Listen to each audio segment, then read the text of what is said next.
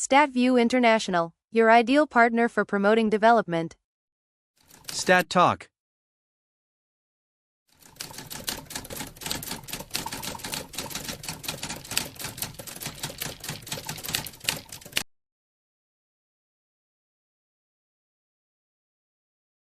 Les deux secteurs porteurs de croissance, c'est les mines, c'est l'agriculture. Ok. Et aujourd'hui, on a les nouvelles technologies. C'est-à-dire que tout se fait avec la digitalisation, par exemple, du secteur agricole.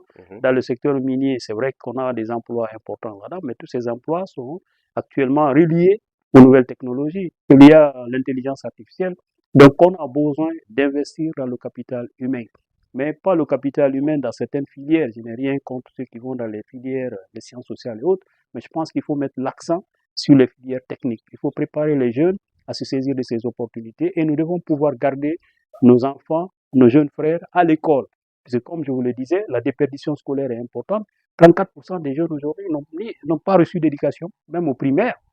Ils n'ont pas accès à l'emploi et ils n'ont pas reçu de formation professionnelle. Donc en fait, c'est un gâchis pour la Guinée. Donc c'est important que le secteur éducation, le secteur éducatif donc puisse retenir l'attention de nos autorités dans les prises de décision afin qu'on investisse vraiment dans ce secteur-là et préparer la jeunesse parce que 2040, c'est dans quelques années.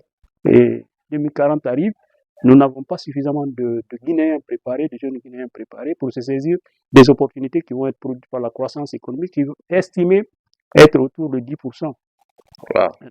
D'ici peut-être 2026-2027 déjà, on pourrait avoir 10% de croissance économique. Et sur le plan de la démographie, on parle de dividendes démographiques. C'est-à-dire que la Guinée a un avantage en termes de dividendes démographiques. Cet avantage-là, c'est qu'on a une population active très importante par rapport à une population inactive, contrairement à certains pays qui sont considérés comme développés.